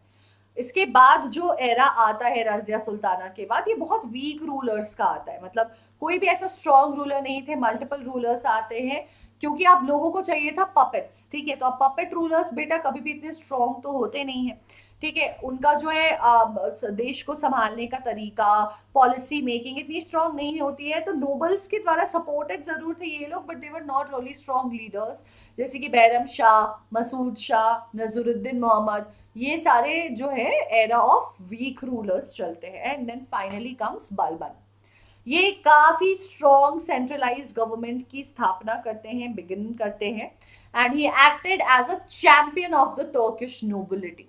तो आप देख रहे हो कि एक वीक रूलर के एरा के बावजूद कैसे सर्वाइवल चल रहा है, तो इन्होंने टर्किश नोबिलिटी का झंडा जो है वहां पे फहरा दिया था। He even broke the strength of the Chahalgani to restore the powers of the monarchy. तो अभी क्या हो रहा है, पीछे वीक रूलर्स क्यों आ रहे हैं, क्योंकि ये जो 40 मेंबर्स थे ये ज्यादा पावरफुल हो रहे थे। रजिया सुल्ताना को कहीं ना कहीं अपना कॉन्स्पिरेसी से इन्होंने हटवा ही दिया, चाहते नहीं थे कि वो रही, चाहते नहीं थे कि वो रहे। एंड फाइनली ये समझ आ गया था कि अगर ये 40 लोग नहीं हटे तो राजा को हटना पड़ेगा, ये एक स्ट्रॉन्ग राजा वहां एग्जिस्ट नहीं कर सकता है। तो इन्होंने उस पूरे ग्रुप को ही तोड़ा और मोनार्की का जो प्रॉपर एसेंस था उसको रीस्टैब्लिश किया। ही एस्टैब्लिश्ड आल्सो द दीवाने-ए-अर्ज, जो एक मिलिट्री डिपार्टमेंट थी टुवर्ड्स अ स्ट्रॉन्ग आर्मी। तो इन्हें ये क्लियर था कि डिफेंस पे काम करना अच्छे से was very very important. And then he adopted the policy of blood and iron to restore the law and order problems, या तो मरो या तो कटो या तो काम करो, ठीक है। इसी के साथ he insisted on the ceremony of sijda and paibos, और इसके बाद उन्होंने टाइटल जो है Zill-e-Ilahi, Zill-e-Ilahi is basically the head, ठीक है, जिल्ले-लाही बोला जाता है, I think, I am not sure Urdu और Persian is the language, Urdu probably, कि जिल्ले-लाही मतलब हेड के टर्म्स में, ठीक है। फिर आते हैं गेंगिस खान, जो कि मंगोल लीडर है हमारे, जिनको who prided in being called the scourge of God, okay. And he had basically attacked the Khwarizmi empire, और जो जितनी भी फ्लरिशिंग सिटीज थी उसको कंट्रोल कर लिया था। एक चीज आपको याद रखना है, देखो दिल्ली सल्तनत जो है, यहाँ पे दिल्ली सुल्तान जो है आकर इस्टेब्लिश जरूर करते हैं, फॉलोड बाय द मुगल्स। इस वक्त जो सेंट्रल आपके एशिया के लोग थे, मिडिल ईस्ट के लोग थे, जो फॉरेन इन्वेडर्स थे, जैसे कि मोहम्मद गोरी की अगर बात की जाए, बेटा ये लोगों का एक सिंपल फंडा था, आना है, इन्वेजन करना है, लूटना है सारे धन दौलत को और चले जाना है। इनका काम प्लंडरिंग का था। दिल्ली सल्तनत आकर के पहली बार as a foreign invader settle करती है, ये एक बहुत कॉमन ट्रेंड नहीं था, ये याद रखना, ठीक है। Now Delhi Sultanate became the important Islam state of this period. Because already people had started focusing on the religious changes, conversions, building more, spreading Islam more. Iltutmish ने जैसे 1221 में रिफ्यूज कर दिया था एक असाइलम रिक्वेस्ट का जलालुद्दीन का, who was defeated by Ganges Khan, ठीक है। इन्होंने इंडस रिवर को क्रॉस नहीं किया था, जिसकी वजह से जो वीक सल्तनत है लूट और प्लंडर से उस वक्त बच गई थी, लेकिन फाइनली फिर ये आ ही जाते हैं। फिर बात करते हैं खिलजीज की। Alauddin Khilji, 1296 to 1316, he separated religion from politics and proclaimed kingship knows no kinship. यानी कि इन्होंने साफ साफ कहा कि जो सत्ता है, जो आपका रूल है, उसमें कोई रिश्तेदारी, कोई धर्म, ये सब नहीं मिलाया जाता है। Politics is politics, kingship is kingship, उसमें दोस्ती यारी ये सब नहीं चलता है। एक proper imperialistic annexation policy follow की इन्होंने, यानी कि मैं पावरफुल हूं, मुझे जो जगह चाहिए मैं उसे कवर करूंगा, मैं उसे अपने अंडर लूंगा, और उसकी सारी रिसोर्सेज सब कुछ मेरी हो जाएगी and I then become more powerful. तो यहीं से इन्होंने गुजरात, रातमपुर, मालवा, मेवाड़, चित्तौड़ सब जगह कवर करना शुरू किया। कई सारे रिफॉर्म्स किए इन्होंने। He was a very very strong leader, एक काफी अच्छे राजा थे ये। The conducts were wrong, not very ethical, लेकिन एक स्ट्रॉन्ग राजा के तरीके से देखा जाए तो बहुत ज्यादा एक्सपैंड किया। जो पॉलिसीज आई वो really really favourable for the flourishing of the kingdom. इसके बाद उन्होंने 4 ऑर्डिनेंसेस पास किए जो बेसिकली 4 डिफरेंट रूल्स चेंजेस होते हैं। And then he also took steps to avoid the problems जो कि नोबल्स के द्वारा कॉज्ड होते हैं। इन्होंने इंट्रोड्यूस किया था दाग, जो कि ब्रांडिंग होती है ऑफ हॉर्स, एंड चेहरा, a descriptive roll of soldier system. तो हॉर्सेस मार्क किए, ठीक है। उसके बाद सोल्जर सिस्टम कैसे प्रॉपरली वर्क करेगा, कई सारे इक्विपमेंट्स जो हैं इन्होंने अपनी आर्मी को इंट्रोड्यूस करे जो इसके पहले देखे नहीं गए थे। By setting up markets Alauddin fixed the cost of all commodities. तो उन्होंने कह दिया कि ये जो सामान है उसकी राशनिंग की गई, प्राइस फिक्सिंग की गई, ठीक है। इसी के साथ इन्होंने अलाई फोर्ट और अलाई दरवाजा भी, जो एंट्रेंस है कुतुब मीनार का, वो कंस्ट्रक्ट कराया। साथ ही साथ 1000 संतन भी इन्होंने जो है बिल्ड किया है, जो कि मतलब प्लेस ऑफ 1000 पिलर्स है। Amir Khusrau was the court poet of Alauddin. तो अलाउद्दीन काफी इंटरेस्टिंग कैरेक्टर रहे हैं वैसे। फिर आती है तुगलक डायनेस्टी की बारी। Tughlaq dynasty is the next interesting thing. Ghiyasuddin Tughlaq से शुरू होती है। तो खसराव खान जो लास्ट किंग थे खिलजी डायनेस्टी की, तो आप देख सकते हो कि वॉज बेसिकली यहीं से आते हैं वो आमिर खसराव के बाद। मतलब आमिर खसराव तो पोएट थे। खसराव खान जो आपकी मतलब देखो खिलजी डायनेस्टी में ना बहुत सारे पोएट्स और शायर रहा करते थे, वहीं से आपका खसराव खान भी थे। वो लास्ट खिलजी डायनेस्टी के किंग थे जिन्हें गजनी मलिक और गजनी ने मार दिया था, और गजनी मलिक ने असेंड किया था थ्रोन को अपना नाम गयासुद्दीन तुगलक रख के। तो इट्स बेसिकली आप ऐसे गजनी मलिक नहीं भी याद रखोगे तो आप ऐसे याद रख सकते हो कि गयासुद्दीन तुगलक ने ही खिलजी डायनेस्टी को, खसराव खान को खत्म किया था। एंड उसके बाद इनकी मौत हो जाती है एक एक्सीडेंट में। इस वक्त बहुत ज्यादा ऐसा देखा गया है बाबर की कहानी, गयासुद्दीन की कहानी की एक्सीडेंट में या बहुत कम एज पे सीढ़ी से गिरने से या कुछ ऐसी चीजों से मौत हो जाती है। यहाँ पे कॉन्स्पिरेसी की भी बहुत थ्योरीज आती हैं उसकी वजह से। और उनके सन जो थे उलुग खान वैसे तो, but Jauna he succeeded him under the title of Mohammad bin Tughlaq. तो अब आते हैं मोहम्मद बिन तुगलक, ठीक है। तो मोहम्मद बिन तुगलक की बात करने के पहले कुछ अचीवमेंट्स जो है गयासुद्दीन तुगलक की बात कर लेते हैं। इन्होंने फूड लॉ ऑफ अलाउद्दीन को रीइंट्रोड्यूस किया। जो भी रिबेलियंस चल रहे थे दूर गांव में, उसको बहुत स्ट्रॉन्ग हैंड से सप्रेस किया ताकि ये डायनेस्टी और ये किंगडम जो है वो स्टेबल तरीके से स्टैब्लिश हो सके, पीस रिस्टोर हो सके और ऑर्डर रिस्टोर हो सके, अच्छे से फंक्शन कर सके किंगडम। इन्होंने एक बेटर पोस्टल सिस्टम भी स्टैब्लिश की और एग्रीकल्चर को बहुत इंकरेज किया। मोहम्मद बिन तुगलक जो प्रिंस जॉना है, सन ऑफ गयासुद्दीन तुगलक, उन्होंने थ्रोन को 1925 में आफ्टर हिज एक्सीडेंट असेंड किया था। कई एडमिनिस्ट्रेटिव रिफॉर्म्स इन्होंने दिखाए, जैसे कि taxation in doabs, transfer of capital, ठीक है। अब देखो हर जगह बच्चे प्रॉब्लम क्या थी, आइडिया बहुत अच्छा था इनका, बहुत ही अच्छा आइडिया था। अगर ये सही से एग्जीक्यूट होता, Mohammad bin Tughlaq would have been one of the best rulers हमारे पूरे हिस्ट्री में जो हम जानते। प्रॉब्लम इनकी एग्जीक्यूशन की थी। He was not a very visionary person. ये जैसे ट्रांसफर ऑफ कैपिटल जब वो कर रहे हैं, उन्हें मौसम वक्त सब देखना चाहिए था। गर्मी के मौसम में बोल दिया लोग मर रहे हैं, भूखे, सूखा पड़ रहा है, ये विजनिंग एग्जीक्यूशन में जो है वहां प्रॉब्लम आ जाती थी।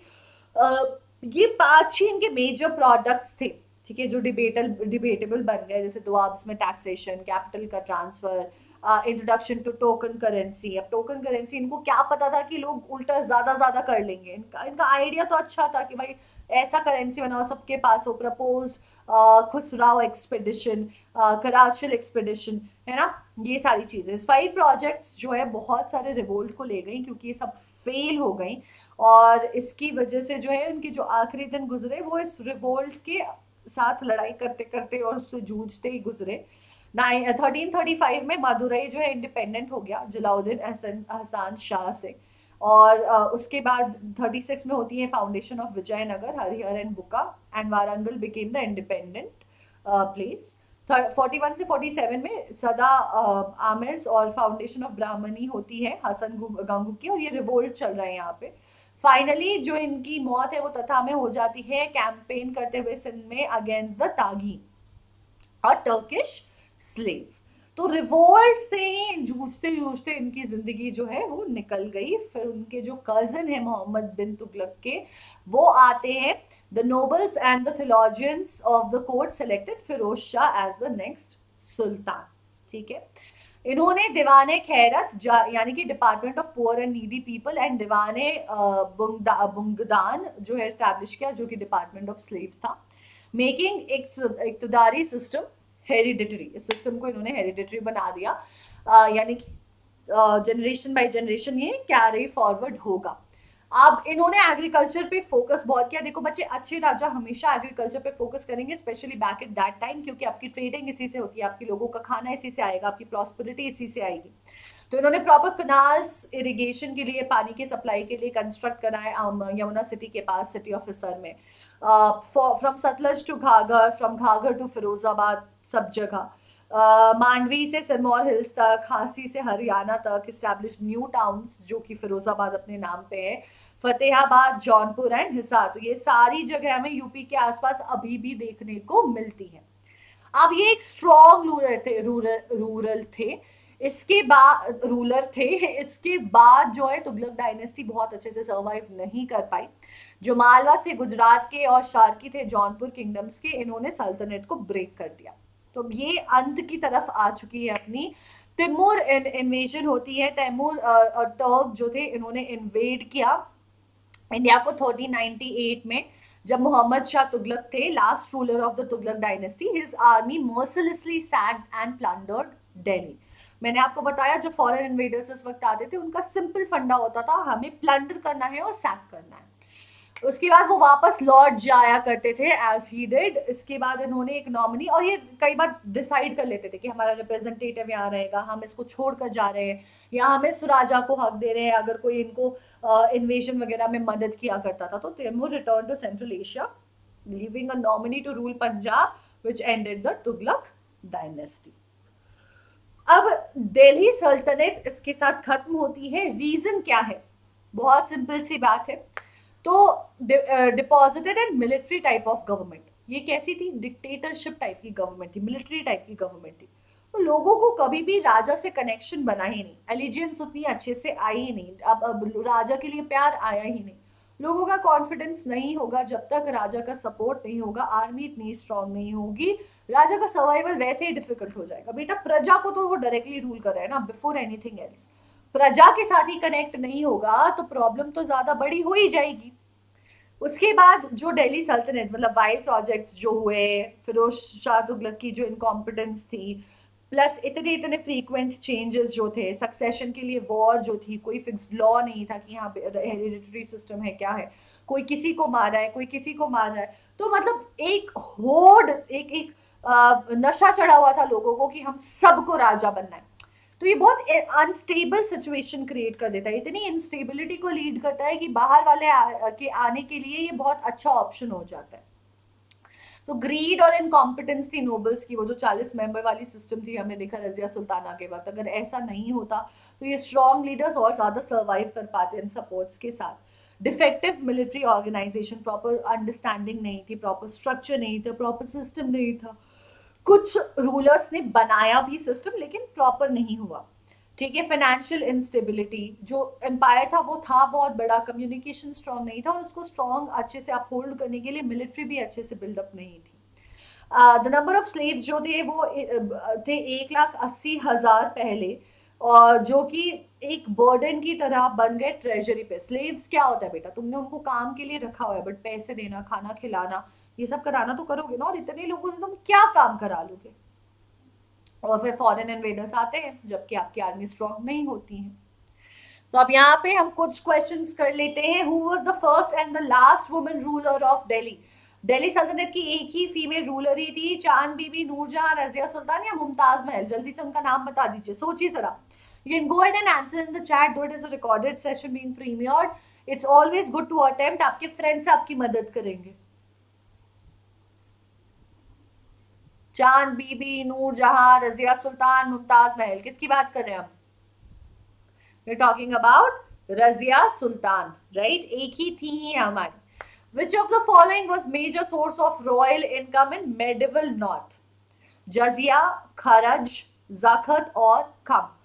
तो आपने बताना है कौन सा टैक्स क्या वसूल करते थे मेडिवल इंडिया के टाइम पे, जो कि रॉयल इनकम का मेजर सोर्स था.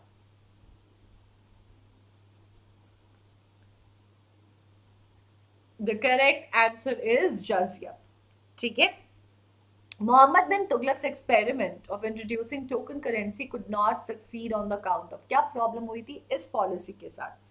Rejection of token coins by foreign merchants, shortage of copper for minting the token coins, large scale minting of spurious coins, or poor quality of token currency. Exactly क्या challenge है जो इन्होंने फोर्सी नहीं किया? इनका idea अच्छा था बट इन्होंने फोर्सी नहीं किया और ये प्लान फ्लॉप हो गया. Which out of the following was the immediate cause and reason behind it? And let's move on. The correct answer is, बेटा देखो, इन्होंने ऐसा एक मेटल सेलेक्ट कर लिया जो लोगों के पास बहुत इजीली अवेलेबल था. ठीक है. अब क्या होने लग गया? सब लोग अपने अपने कॉइन्स बनाने लग गए. गवर्नमेंट कॉइन्स बनाती है तो सिस्टम डिजाइन करती है, तो उतना ही पैसा रहना चाहिए आपके फ्लो में, वरना तो सबके पास पैसा आ जाएगा, फिर आपका काम का कोई वर्थ नहीं रह जाएगा. मैं काम नहीं कर रही हूँ बट मैं आराम से करेंसी बना सकती हूँ, आई एम स्टिल रिच. तो ये हमेशा जो है पैसा अर्न होना चाहिए, ना कि खुद से बनाए. इसलिए तो हम खुद से पैसे प्रिंट आज भी नहीं कर सकते. तो ये चैलेंज जो है वो उस वक्त मोहम्मद बिन तुगलक ने सोची नहीं. ठीक है. चलो, अब ये सारे दिल्ली सल्तनत के बाद इसी वक्त जो है बहुत सारे रिलीजियस मूवमेंट्स भी चल रहे थे. रिलीजन जो है बहुत ज्यादा डेवलप कर रहा था, भक्ति मूवमेंट, ऐसे से कई सारे मूवमेंट्स चल रहे थे. हमें इन मूवमेंट्स के बारे में पता होना जरूरी है, पता होना ही चाहिए. तो ये डेवलपमेंट जैसे होती है भक्ति मूवमेंट की, जो कि तमिलनाडु में 7th से 12th सेंचुरी में चलता है.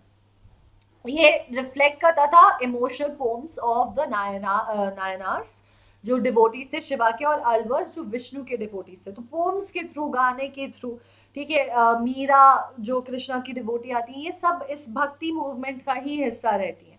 सेंट्स जो है रिलीजन के ऊपर लुक अपॉन क्या करते थे, not as cold formal worship but as loving bond based upon love between worship and worshipper.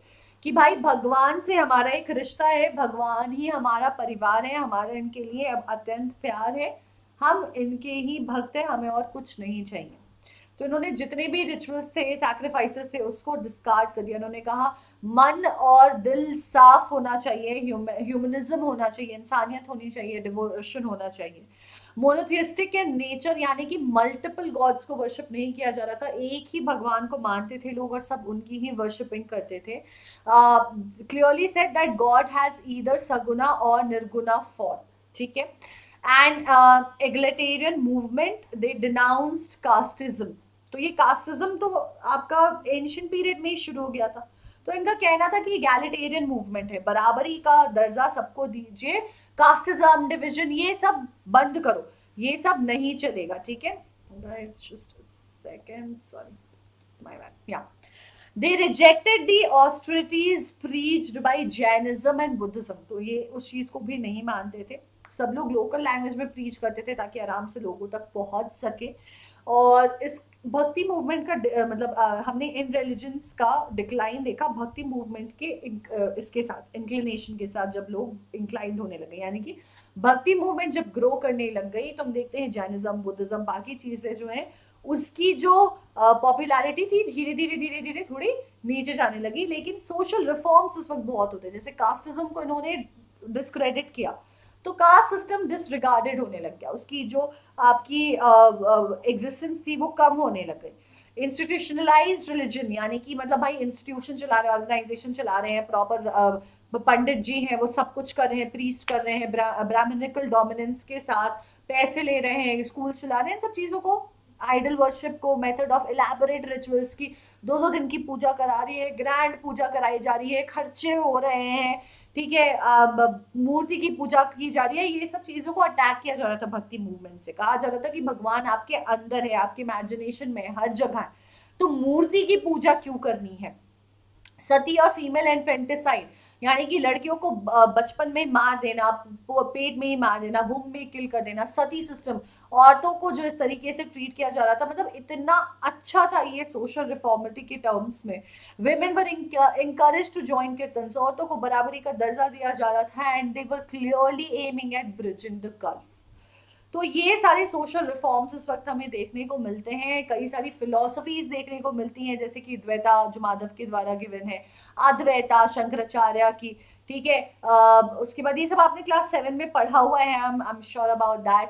फिर आपका विशिष्ट अद्वैता, अद्वैता, द्वैता, ये सारा जो है रामानुजा, निम्बकरा, माधवा, विष्णु स्वामी, शंकराचार्य के द्वारा ये सारी फिलोसफीज जो हैं दी गई थी, अलग अलग फिलोसफिकल स्कूल्स थी। कुछ सिग्निफिकेंट फैक्ट्स की अगर बात की जाए तो अपर सांबंदर, सुंदर मूर्ति एंड द मनिकावस सागर वो प्रोमिनेंट नायनार्स। नायनार्स हमने भी पढ़ा थोड़ी देर पहले। कुछ हाइम्स की बात की जाए तो ये आपके कुछ गाने वाने लिखे गए थे इनके द्वारा, मतलब पोम्स हाइम्स की तरह जो गाए जाते थे। तिरुमुराई is the collection of the works of the Nayanas which is known as the fifth Veda, Rigveda या दुर्वेदा के बाद मतलब आपका। Under was the women alwar sent, तो women saints भी थी इस वक्त, जो कि वैसे देखने को कहीं नहीं मिलता है। और 12 अलवर्स थी, 63 नायनर्स थे। पेरिया पुराणम जो है वो by Sekkizhar traces the life history of these Nayanars, तो कई सारा लिटरेचर भी यहाँ से उभर कर आता है। Divya Prabandham was the collection of the hymns by the Alvars. अब अगर डेवलपमेंट की बात की जाए भक्ति मूवमेंट की, तो सेम्स जो है बेटा लोकल लैंग्वेजेस जो भी तमिल तेलुगु जो जहाँ जैसा था उसमें ही प्रीचिंग करते थे, रीच आउट करते थे लोगों को। कई सारे संस्कृत चीज़ों को ट्रांसलेट करके लोगों तक पहुंचाया करते थे, जैसे कि जनदेवा जो मराठी में थे, कबीर दास थे इस वक्त, सूरदास, तुलसीदास हिंदी में किया करते थे, शंकरदेवा एसमीज में, चैतन्य एंड चांदीदास इन बंगाली, ये सारे भक्ति मूवमेंट के टाइम के लोग हैं, ठीक है। उसके बाद संस्कृत जो कि उस वक्त बहुत बहुत नॉर्थ में प्रिविलेंट था, उसे एक नया फॉर्म दिया गया था इन मूवमेंट के अंदर। भगवत पुराना was a significant work in the 9th century and an important component of the भक्ति मूवमेंट। कबीरदास, सूरदास, इनके हमने दोहे पढ़े हुए हैं। Kabir, Namdev and Guru Nanak had preached devotion to a Nirankar form of God, यानी कि कोई सॉलिड फॉर्म नहीं है, निरंकार है, मतलब हर जगह है, ठीक है, आप किसी फॉर्मेशन में उनको नहीं देख सकते हो। And the followers of Guru Nanak identified themselves as Sikhs, ये इसी मूवमेंट से निकला था। फिर अगर वैष्णवाइट मूवमेंट की बात की जाए तो जो डिविजन था सरकार का form of God, Rama and Krishna were seen as avatars of Lord Vishnu, different forms, reincarnated forms of Vishnu. जो मेन एक्सपोनेंट्स थे सूरदास, मीराबाई, जैसे मैंने आपको बताया, तुलसीदास, चैतन्य, ये सब जो यहाँ पे अपने पोएट्री, सॉन्ग, डांस के द्वारा डिवोटीज थे, मतलब बहुत बड़े डिवोटीज थे विष्णु के या उनके दूसरे फॉर्म के, रामा या कृष्णा फॉर्म में। Sursagar by Surdas, Ramcharitmanas by Tulsidas were important works of this period. कुछ भक्ति सेंट्स की अगर बात की जाती है तो Ramananda, the first great saint in north India. Kabir disciple थे रामानंदा के, nirguna saint, sought Hindu Muslim unity, his followers are called Kabir Panthis. तो ये कबीर जी को लेकर जैसे जैसे बहुत कंफ्यूजन था, लोग समझ ही नहीं पाए कि ये खुद हिंदू थे या मुस्लिम थे, सबके लिए थे ये, कभी मस्जिद में कभी मंदिर में। तो इसीलिए कहा जाता है कि he basically sought the unity of Hindus and Muslims. Guru Nanak जो कि फाउंडर थे सिखिज्म के, socialism reformer of nirguna saint, Chaitanya, Purandara Dasa, Vallabhacharya, ये सारे लोग इसी भक्ति मूवमेंट के बहुत बड़े बड़े सेंट्स थे। अगर बात की जाए महाराष्ट्र धर्म की तो ज्ञानदेव जो फाउंडर थे भक्ति मूवमेंट के महाराष्ट्र में, ठीक है, नामदेवा जो विठोबा और विठल कल्ट के लिए फाउंडर के लिए जाने जाते हैं एज वारकारी सेक्ट एकनाथ, तुकाराम, रामदास, ये सब लोग बहुत बहुत फेमस है, हमने पढ़ा हुआ है इनके बारे में। और फिर भक्ति मूवमेंट के साथ आता है आपका next Sufi movement. The origins of Sufi movement जो है ट्रेस किया जा सकता है Abu Hamid al Ghazali which is 1058 to 1111 AD के दौरान समवेयर अराउंड 11th सेंचुरी, जो बिलोंग करते थे Ashari school which reconciled with orthodoxy, यानी कि कंजर्वेटिज्म को, ट्रेडिशन को जो मिस्टिसिज्म के साथ, मॉडर्न चीजों के साथ और स्पिरिचुअलिटी के साथ, इनलाइटमेंट के साथ एसोसिएट करता है। Influence led to the setup of the madrasas जो स्कूल्स थे, और उलेमास जो स्कॉलर्स थे। स्कूल्स का सेटअप और वहाँ जो उलेमास जो स्कॉलर्स थे जो फतवास जारी करते थे। तो दे वर द मिस्टिक्स। उनका कहना सिंपल था कि degeneration of religion, vulgar display of wealth और कंजर्वेटिज्म, इन सब चीज़ों के अगेंस्ट थे वो। एम्फेसाइज किया करते थे फ्रीडम से, लिबरलिज्म से, आज़ादी से। तो फॉर्मल वर्शिप, रिजिडिटी की नहीं ऐसा ही करना है, फेनेटिक लोगों से कि नहीं ये करो, ये नहीं करोगे तो तुम्हें पनिशमेंट मिलेगी, ये सब चीज़ों से रिलीजन में वो बहुत दूर हुआ करते थे। टिपिकल एकदम एब्सोल्यूट रिजिडिटी एंड कंजर्वेटिज्म से। उनका सिंपल फंडा था कि हम मेडिटेशन करेंगे, हम अपनी अंदर की ताकत को पहचानेंगे, स्पिरिचुअलिटी को बाहर लाएंगे। उनका कहना था कि रिलीजन का मतलब है लव ऑफ गॉड, भगवान के लिए आपकी जो प्रेम है वो ही रिलीजन है।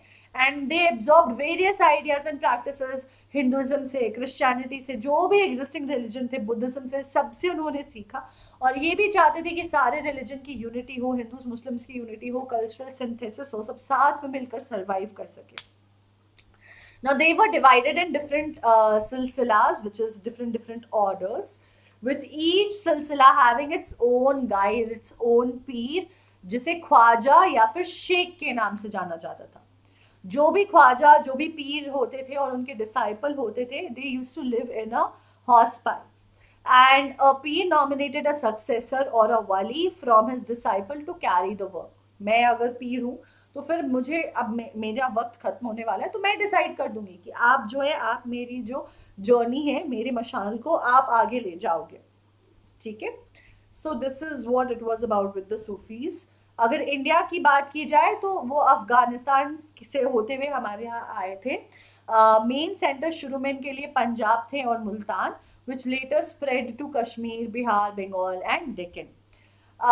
Abul Faz in Enegbari speaks of 14 silsilas, 14 orders, जो divided था बशारा, यानी कि orders which followed the Sharia and its directives such as नमाज, रोजा, ये सारा सिस्टम जो फॉलो किया करती थी। And second beshara which they were not bound to by the Sharia, and the Qalandars belonged to this group. तो अलग अलग सिलसिलास जो हैं वो यहाँ पे पाए जाते हैं, जैसे कि चिश्ती सिलसिला हो गया, आपका शुरावादी सिलसिला हो गया। आप इसको डिटेल में थोड़ा सा समझ सकते हो, ये कुछ नाम है जो आपको याद करने होंगे। हिस्ट्री है बेटा, ये सब तो चलता ही है। इम्पोर्टेंस की बात की जाए अगर सूफी मूवमेंट की, तो भैया they believe in the concept of unity of being. हम हैं, सब साथ हैं, इकट्ठे हैं। एंड द हाथ योगा, हाथ मतलब योगा जो है जिसमें हाथ पे बहुत ज़्यादा आसनास जो होते हैं ना, वो हाथ से बहुत ज़्यादा होते हैं, प्रेशर देखिए, strong hands you need. treatise Amrita Kunda was translated into Arabic Persian. Then the Sufi saints maintained close contact with the common people. लोगों से जुड़े रहते थे। पोएट्स थे जो कि लोकल लैंग्वेजेस में लिखा करते थे, जैसे अमीर खुशराओ ने हिंदी में लिखा था और डेवलप किया था एक नया style, Sabk e Hindi. The liberal views of Sufism influence Din e Ilahi of Akbar. ठीक है, तो इसीलिए ये दोनों मूवमेंट जो है स्पिरिचुअल मतलब एक न्यू स्पिरिट को शुरू करते हैं रिलीजियस लाइफ में, और कई सारे सोशल रिफॉर्म्स लेकर के आते हैं, एक बराबरी का सोसाइटी क्रिएट करते हुए। जो गरीब है, डाउन ट्रॉडन है, दबाए गए हैं कास्टिज्म से, उनको उभारने की कोशिश की जाती है, औरतों को उभारने की कोशिश की जाती है with the experience of God. So that was about this. Now begins the Mughal Empire. Mughal empire के बारे में हम पहले से काफ़ी कुछ जानते हैं। 5056 से 1707, जब तक आपके ये क्या कहते हैं ब्रिटिशर्स ने पूरा पूरा कंट्रोल नहीं ले लिया, जो कि आप नेक्स्ट सेशन में पढ़ोगे। तो ये आपका एक टाइमलाइन है। 26 से 30 4 साल रहे बाबर, फिर आपका हुमायूं रहे हमारे, जो शेरशाह सूरी के द्वारा डिफीटेड थे। Sher Shah Suri was parallelly there along with Humayun guys. तो इसीलिए ये बीच में जो है ना आपको 15 साल का गैप दिख रहा है। यहाँ पे जो है आपका सुर एम्पायर, ये सुर एम्पायर आता है जो कि 15 साल रूल करते हैं। फिर आपका सेकेंड बैटल ऑफ पानीपत होता है, अकबर वर्सेस हेमू। फिर आपका अकबर की दिने लाही, जो हमने अभी यहाँ पे पढ़ा था ना कि पढ़ा था हमने, ठीक है। तो ये यहाँ से शुरू हो जाता है। फिर आपका जहांगीर आते हैं, फिर शाहजहां, फिर Aurangzeb, and then the later Mughals. These are considered to be not so strong leaders, थोड़े वीक लीडर्स माने जाते हैं, जहाँ पे Bahadur Shah Zafar was also there, the last Mughal ruler. हालांकि उन्होंने he gave a tough fight as much as it was possible. तो ये सारी चीज़ें, ये आपका टाइमलाइन है मुगल एम्पायर का। So this again becomes important that ways, ठीक है। अब हम बात करते हैं बाबर की। तो बाबर की कहानी शुरू होती है 1526 में। बच्चे, मैंने आपको बताया था जब मैं लोधी डायनेस्टी पढ़ा रही थी, that he was in fact invited bye Lodhi's own uncle. तो ये इनविटेशन दौलत खान लोधी ने, जो कि गवर्नर थे पंजाब के, और आलम खान जो अंकल थे सुल्तान इब्राहिम के, उन्होंने इनवाइट किया था जाकर के बाबर को, जो कि वैसे तो जाहिर उद्दीन मोहम्मद बाबर पूरा उनका नाम है, जो टर्की से थे, टर्क थे, कि भैया आओ इन्वेड करो, हमको इब्राहिम लोधी से छुट्टी दिलाओ, आप कंट्रोल ले लो। एग्जैक्टली कंट्रोल देना नहीं चाहते थे, उनका पर्पस अपने हाथ में कुछ लेने का था, लेकिन Babur was very strong. Babur ने पहले भी कोशिश की थी इन्वेड करने की, had not been successful for multiple reasons were going on. तो ये जो डिफीट होती है पानीपत, ये देखो बेटा फर्स्ट बैटल ऑफ पानीपत में वो डिफीट करते हैं इनको, but then there was no stopping him. And one major reason of his success was कि जो स्ट्रॉन्ग वो बहुत सारे आर्टिलरीज और वेपन्स लेकर के आए थे, वहां से हुआ था। उसके बाद इन्होंने राणा ऑफ मेवाड़ संग्राम सिंह, जो राणा संगा, जो ग्रेटेस्ट राजपूत प्रिंस थे इस पीरियड के, उनको बैटल ऑफ कानवा में डिफीट किया अगले ही साल, इमीडिएटली आफ्टर लोधी डायनेस्टी का डिक्लाइन। फिर उसके बाद आप देखो बैटल ऑफ चंदेरी में जीतते हैं। अफगान चीफ जो है मोहम्मद लोधी, उनको बैटल ऑफ घाघरा बिहार में जाकर डिफीट करते हैं। There was no stopping him, लेकिन only for 4 years। Meets an accident and then Humayun his eldest son जो है, ही टेक्स ओवर। ये एम्पायर को अपने फादर के 3 भाइयों में, कमरान, हिंदल और अस्करी में डिवाइड कर देते हैं। इन्होंने बिल्ड किया दिनपना एट दिल्ली, जो कि सेकेंड कैपिटल था। He was then attacked by Sher Shah at Chausa. तो बैटल ऑफ चौसा होता है, and you would be surprise, Sher Shah Suri, जिसपे हम, जिनके नाम पे हमारा नेशनल हाईवे 1 भी है, और शेरशाह जो कॉलिंग साइन दिया गया था कैप्टन विक्रम बत्रा को, वो शेरशाह यही है। इन्होंने बैटल ऑफ चौसा में हुमायूं को हरा दिया। 1539 की बात हो रही है। He was defeated badly. फिर होता है बैटल ऑफ कन्नौज 1540 में, he was defeated by Sher Shah Suri, ठीक है। तो शेरशाह सूरी पहले आते हैं, फिर मतलब ऐसा होता है कि दोबारा आते हैं कन्नौज में, फिर शेरशाह सूरी हरा देते हैं। And then Suri dynasty takes over this portion जो हुमायूं के अंडर था। 15 साल तक वो वॉन्डर करते हैं ये, and after the death of Sher Shah Humayun regained the lost kingdom in 1555, defeating Sikandar Shah. तो शेरशाह सूरी के जो दूसरे सूरी के राजा आते हैं, दैट इज जो सिकंदर शाह, उतने स्ट्रॉन्ग नहीं होते हैं, and he gets defeated by basically your Humayun once again। तो 15 साल तक हुमायूं ने किया इंतजार, और फिर फाइनली ले ही लिया अपना kingdom. Then he died in 1556 after a sudden fall from the stairs of his library building, ठीक है। शेर मॉडल जो दिल्ली में था, वहां से उनका भी एक्सीडेंट होता है। And the Humayun Nama written by Gulbadan Begum, his half sister, is there, which kind of gives his biography. Taken over by Akbar, he was the brightest star of the Mughal Empire। सबको पता है because of the what do you say, जो पूरी आपकी मतलब expansion थी, जो पूरा स्ट्रेंथ, मतलब जो पूरा स्ट्रेच था, प्लस रिलीजियस रिफॉर्म्स जो किए थे इन्होंने बहुत कुछ। Jalaluddin Mohammad Akbar, he was born in 1542। Amarkot में, जब उनके मतलब when his father Humayun and mother Hamida Bano were struggling, जो 15 साल की बात है उन 15 ईयर्स में। नवंबर 1556 में मुगल आर्मी जो है बैरम खान के अंडर थी, who move towards Delhi and defeated Hemu in the second battle of Panipat. Akbar ने फिर, and Akbar was very very young, इसीलिए आर्मी जो है वो बैरम खान के अंडर कंट्रोल में दी गई थी। He consolidated his empire through series of conquests, क्योंकि अलग अलग जगह अलग अलग लोग थे। The most difficult and memorable was the campaign against Rana Pratap of Chittor, whom he defeated in the famous battle of Haldighat, और यहीं से जोधा से शादी हुई थी उनकी, ठीक है। उसके बाद इन्होंने बहुत सारे ऐसे रिफॉर्म्स किए जो कि बहुत बहुत अच्छा था। Major reason and credit is also given because he got married to a Hindu rani, तो ऐसा कहा जाता है कि he saw another side of the world as well. तो इन्होंने पिलग्रिमेज टैक्स जो था, जो रिलीजन के ऊपर टैक्स लगता था, मतलब पूजा पाठ के लिए लोग जो ट्रैवल करते थे, रिलीजियस ट्रैवल के लिए जो टैक्स लगता था, वो इन्होंने अबॉलिश किया 1564 में, जिसका नाम जजिया था, जो हमने देखा है पहले, जजिया पे हमने क्विज किया था अभी। उसके बाद इन्होंने डिक्री ऑफ इनफेलिबिलिटी जो है वो 1571 में स्टैब्लिश इशू की। लैंड रेवेन्यू सिस्टम जो था उसे जब्ती के नाम से इनके अंदर डाला जाता था। Todarmal was the in charge of the revenue system under Akbar. इन्होंने फॉर्मुलेट किया एक ऑर्डर को, और as Din e Ilahi divine monotheism in 1582। Birbal, Abul Fazl and Faizi joined the order. Birbal हमें याद है मिनिस्टर थे यहाँ। Abul Fazl wrote N.A. Akbari. It makes the volume 3rd, and the final part was much larger document, which is the Akbarnama. Tradition जो है senior tradition follow किया जाता था। तानसेन भी इनके कोर्ट में थे, एक से एक लोग थे यार। म्यूजिक की बात कर लो, विटनेस की बात कर लो, जो 9 ज्वेल्स थे अकबर के कोर्ट्स के, वो truly the 9 jewels, the Navratna, the 9 jewels. तो वो थे बिरबल, तोदरमल, अबुल फजल, तानसेन, अबू रहीम खाने खाना, मुलाडू प्याजा, हकीम हुकम and Faizi and Man Singh. Man Singh was also there. Then Chand Bibi revolted during the reign of Akbar. Akbar built Buland Darwaza in 1608 in Fatehpur Sikri to communicate his victory over Gujarat. Then came Jahangir, जो कि eldest son थे आपके सलीम, जिन्होंने नूर उद्दीन मोहम्मद जहांगीर का नाम लिया और फिर उन्होंने थ्रोन को आगे जो है असेंड किया। He mostly lived in Lahore, which he adorned with gardens and buildings. बहुत सुंदर बनाया हुआ था। कुछ महीने बाद उनके एल्डेस्ट सन जो है खुशराव, he revolted against him.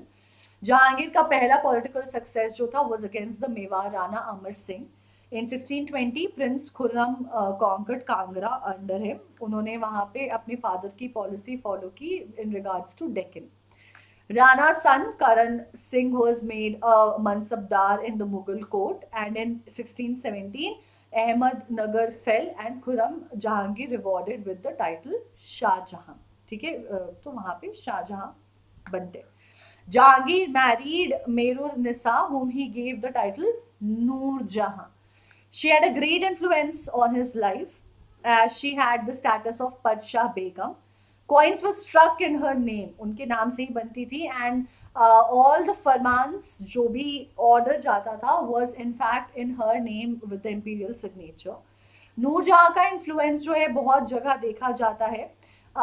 It also secured her positions for her father, Itimad-ud-Dawla for her brother Asaf Khan. She married Asaf's daughter Mumtaz Mahal to Khurram. अपने बच्चे से शादी करा दी because cousins used to get married. The Mughal court was divided into pro-junta and anti-junta, जो events hamper करते थे military operation को recovery के खांदाहार से। कैप्टन हॉकिंस थे यहाँ पे, एंड सर थॉमस रो आना शुरू कर दिया इन्होंने। ईस्ट इंडिया कंपनी आ रही है, अब आप देख सकते हो। उन्होंने favourable concession for English trade के लिए यहाँ पे जहांगीर से ही आकर के दोस्ती करी कि भैया हमको थोड़ा सा ट्रेडिंग करने दो। पहले आए तो वो ट्रेड करने के लिए ही थे। As a result of these efforts of Thomas Roe, English factories were established in Surat, Agra, Ahmedabad and Bharuch. देखो बच्चे, इंडस्ट्रियलाइजेशन चालू हो चुकी थी, तो हम भी आगे, इंडिया भी आगे बढ़ना चाहता था, है ना। शाहजहां जो कि तीसरे बेटे थे जहांगीर के, उन्होंने थ्रोन आगे बढ़ाया एंड मुमताज महल से शादी की। Shah Jahan succeeded in controlling the Deccan, but his northwest policy did not succeed. He was a general administrator. In the first year of his reign, Shah Jahan had to overcome the revolts of Bundela chief, which was Jushar Singh, and Afghan noble named Khan Jahan Lodi, and ex-viceroy of the Deccan. But he finally could sustain it. इनकी 30 साल की reign जो है वो golden age की तरह मानी जाती है in terms of art and architecture. बहुत ज़्यादा ध्यान दिया है. ताजमहल बनाया अपनी वाइफ के लिए, रेड फोर्ट बनाया, दीवाने खास, दीवाने Aam, Jama Masjid, the famous jewel studded peacock throne were build. तो मतलब आप समझो कि हेरिटेज में जो रिचनेस आई है, शाहजहां का ह्यूज कॉन्ट्रीब्यूशन है उसमें. Many foreign travellers visited India during the reign of Shah Jahan, जैसे कि Frenchman Bernier and Tavernier, Italian adventure Manucci, ठीक है, द ऑथर ऑफ स्टोरियो दो मैगो, ठीक है. ये स्पेशली आपका मतलब जो है नोटवर्दी थे, बहुत बहुत ज़्यादा वर्ड था, तो इसलिए लोग आकर ट्रैवल करते थे, लिखते थे इनके बारे में. जो जैसे फ्रांस बर्नियर की बात की जाए, was a physician to the Mughal prince Dara Shikoh, who was the son of Shah Jahan, तो उनके फिजिशियन थे वो. फिर आते हैं औरंगजेब, जिनका एरा जो है 1707, जिस साल में यूके ग्रेट मतलब United kingdom of great Britain बना, उस साल तक 1658 से 1707 तक. Aurangzeb took control of the fort and crowned himself as Delhi, at Delhi after descending his brother. Shah Jahan was kept in strict confinement at Agra fort till the death in 1666. तो औरंगजेब ने control ले लिया था. इस वक्त जो है Mughal empire कहा जा सकता है शाहजहां के वक्त कि अपने क्लाइमैक्स पे आ चुका था. डिक्लाइन जो है शुरू हो चुका था. इन्होंने पहले इंपीरियल आर्मी को धर्मट पे डिफीट जरूर किया and then defeated a force led by Dara in the battle of Samugarh. इन्होंने ऑर्डर किया arrest and execution of the 9th Sikh Guru Tegh बहादुर. तो बच्चे बहुत ही ज़्यादा आप कह सकते हो स्टॉन्च थे ये रिलीजियसनेस को लेकर के, वेरी पर्टिकुलर इस्लाम को स्प्रेड करने में. इन्होंने डिसकॉन्टिन्यू कर दिया जो भी बाकी इंस्क्राइबिंग चल रही थी कलीमा की on the coins, abolish the celebration of the new years day Nowruz. Constantly involve रहते थे राइजिंग मराठा को कर्ब करने के लिए, उनको सबड्यू करने के लिए, and was also involve in trying to curtail the rising Maratha power, लेकिन वो फेल हो गए, कर नहीं पाए. 1707 में डेक्कन में इनकी मौत हो जाती है and this reign was marked by growing agrarian crisis. Agricultural field में क्राइसिस आ जाता है, बहुत सारे रिबेलियंस होते हैं, एग्रेरियन क्राइसिस आ जाता है, ठीक है. जैसे कि जाट, सतनामी, सिख्स, राजपूत, जितने भी लोग यहाँ पर दबे हुए थे, अब वो सब आ जाते हैं वापस जवाब देने के लिए. जो इनकी रिलीजियस पॉलिसीज थी वो ऑफकोर्स सेटबैक क्रिएट करती हैं, क्योंकि टॉलरिज्म और लिबरलिज्म तो था ही नहीं, वो आगे आने लग जाता है. मुतासिब जो रेगुलेटर थे मॉरल कंडक्ट के, was appointed in the reign. Aurangzeb को नाम दिया जाता है दरवेश या जिंदा पीर का. Aurangzeb was also he also forbade सती. उन्होंने कहा नहीं चलेगा, सती सिस्टम वती सिस्टम नहीं चलेगा. Patronized the greatest digest of Muslim law in India, Fatwa-e-Alamgiri. He was a diplomat and a capable general. Army में वो बहुत अच्छे थे. इन्होंने जजिया वापस इम्पोज कर दिया था, लेकिन सिर्फ हिंदूज पे, यानी कि वो जो पिलग्रिमेज टैक्स था वो वापस लगा दिया था. म्यूजिक, डांसिंग सब बैन, स्ट्रिक्ट रिलीजन और आर्मी पे ही फोकस था इनका. इन्होंने डिसइंटीग्रेशन जो थी मुगल एम्पायर की, the decline and disintegration of Mughal empire, ये कंप्लीट हो गया था within the half a century of Aurangzeb's death, अगले 50 सालों में. फिर बोनियर ने अटेंड किया था कोर्ट 12 सालों तक, और सक्सेसर्स जो थे हमें पता है वीक थे, इनकेपेबल थे. बहादुर शाह जफर फिर नेक्स्ट आते हैं. तो अब क्वेश्चन देख लीजिए. अकबर फाउंडेड दिन इलाही प्राइमरीली टू, क्यों किया था? To put an end to the differences between Hindus and Muslims, establish a national religion which would be accepted to the Muslims and Hindus, ensure racial and communal harmony, or to form a religious club. Think about it. Why did Akbar found Din-e-Ilahi? Primarily क्या focus point था उनका, क्या चाह रहे थे वो? And with this, let's move. The correct answer is वो चाहते थे कि एक national religion जो है, जो सबके द्वारा accepted हो, ऐसा setup हो, harmony आ जाए. The two great Mughal rulers जो थे who wrote their own memories memoirs, कौन थे? बाबर हुमायूं, हुमायूं अकबर, बाबर जहांगीर या फिर Jahangir and Shah Jahan? Who are we talking about? The two people who wrote their own biographies, अपनी खुद की यादें छोड़कर लिख कर जाने वाले लोग कौन थे? It was Babur and Jahangir शुरू में, ठीक है। अकबर्स लैंड रेवेन्यू सिस्टम, उसको क्या किस नाम से जाना जाता था? दीवानी, जब्ती, मनसबदारी या फिर ऑल ऑफ दी अबव? इसके लिए एक अलग से इंसान भी था जो पूरे रेवेन्यू सिस्टम को लुक आफ्टर किया करता था। इट वाज द जब्ती सिस्टम, ठीक है। चलिए अब बात करते हैं फाइनल टॉपिक हमारा मराठास का। बच्चे मराठास जो हैं, हमने देखा कैसे औरंगजेब उन पे कंट्रोल करने की कोशिश करते हैं क्योंकि वो वेस्ट डेक्कन पार्ट में बहुत ज्यादा डेवलप कर रहे थे।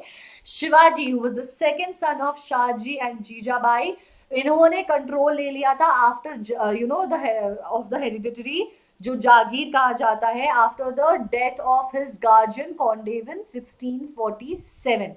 बिल्कुल औरंगजेब के पैरेलल चल रहा है, आप देखना। तो इनका जन्म जो है शिवनेरी में हुआ था 1627 में। पेशवास भी आएंगे फिर। शिवाजी ने अपनी मिलिट्री करियर बहुत ही यंग एज में शुरू की और जो फोर्ट ऑफ तोरन था उसको 1656 में कर लिया कैप्चर। 1656 के बाद उन्होंने और भी कई सारे फोर्ट्स को जो लोकल ऑफिसर्स थे उनसे कैप्चर किया बीजापुर में। कुछ समय के बाद इन्होंने बीजापुर को रेड किया। अली आदिल शाह जो थे बीजापुर के, sent his general Afzal Khan to capture Shivaji, लेकिन शिवाजी बहुत ही चालाक थे। He killed him with a deadly weapon called the baghnakh of tigers और द टाइगर्स क्लॉ। तो कैप्चर में नहीं आए, वो बच के निकल लिए। उसके बाद उन्होंने मुगल टेरिटरीज पे वार करना शुरू किया। तब औरंगजेब ने शाइस्ता खान जो वाइसरॉय थे डेक्कन के, उनको भेजा एक बड़ी सी आर्मी के साथ कि जाओ शिवाजी को हरा कर आओ।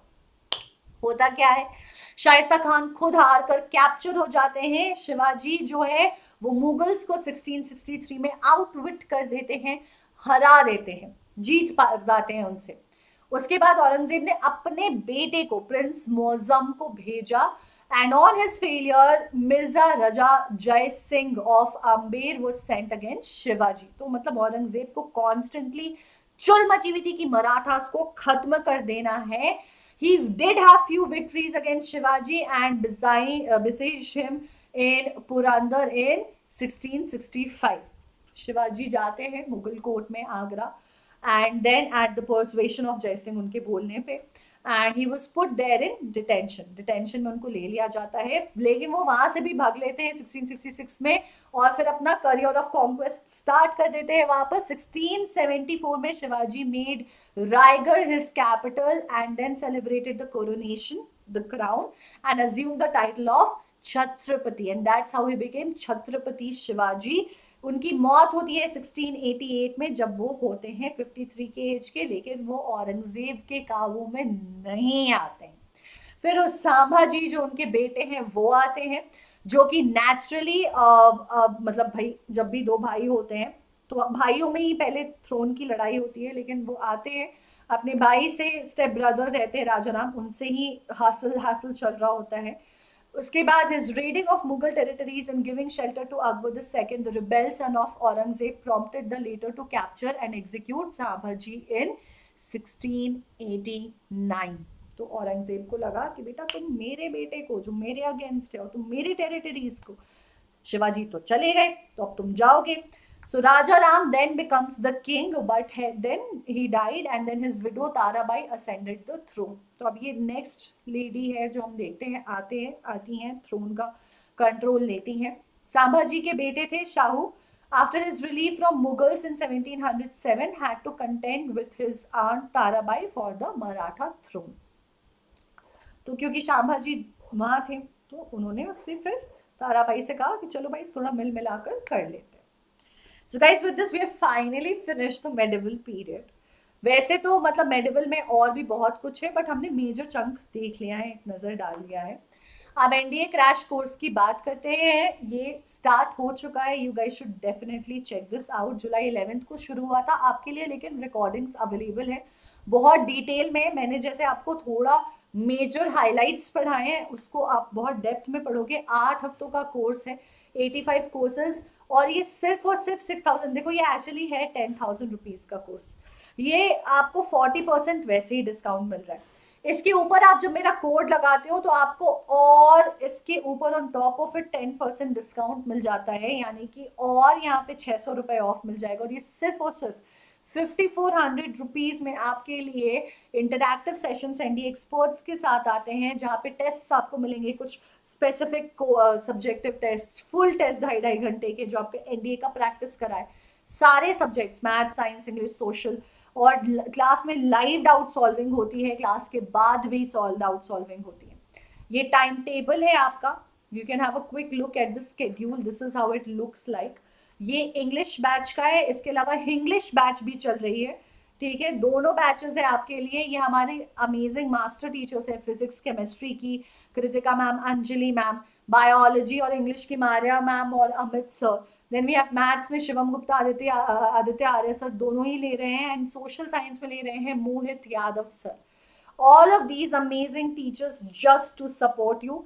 आपने कुछ भी नहीं करना है, दिस आपको मैं दिखा दूं, जैसे ये पुराना सेशन है जो मैंने किया है पार्ट 1, तो अगर ये पार्ट 1 में आप नीचे स्क्रॉल डाउन करते हो तो आप देख पाओगे, ये देखिए यहाँ पे क्विज गिवन है, ऐसे ही आपको इस सेशन के नीचे भी क्विज मिलेगा। और ये एनडीए क्रैश कोर्स है, आपको कोड बच्चे AKNDA लगाना है, ये देखो AKNDA, इससे आपको मिलेगा एक्स्ट्रा डिस्काउंट। इंग्लिश दोनों के लिंक्स आपको यहाँ पे गिवन है, दोनों में सेम कोड लगेगा, विच इज योर AKNDA, ठीक है, ये कोड जरूर लगा लीजिएगा। And with this we have come to the end of the session, so thank you so much, all the very best for your prep and your examination. नीचे quiz गिवन है, medieval को अच्छे से थरोली कर लो and then go ahead and attempt that quiz. Trust me guys, medieval history is actually very interesting. Ancient थोड़ा ज्यादा एंशिएंट हो जाता है, बहुत डिफरेंट हो जाता है, आपने यहाँ नाम थोड़े याद रखने हैं, बट आपने सिस्टम्स वगैरह थोड़ा ज्यादा याद रखना है, रिमार्केबल चीजें याद रखनी है, you'll be able to pull it off. Look at the questions, मैंने बताया है अरिहंत का एक प्रॉपर स्टडी मटेरियल है, और भी एनडीए के डेडिकेटेड कोर्सेज आते हैं, वहां से लेकर देखो, you'll be in good hands and good to go, ठीक है। So with this we have come to the end of the session. Thank you so much. I'll see you guys in the next session, जो कि हमारा होने वाला है modern history का, जो कि हमने अभी 10th में कुछ टाइम पहले पढ़ा होगा। So see you guys there. Till the next time, bye bye, stay home, stay safe, have a great day, great evening, and take care of yourselves.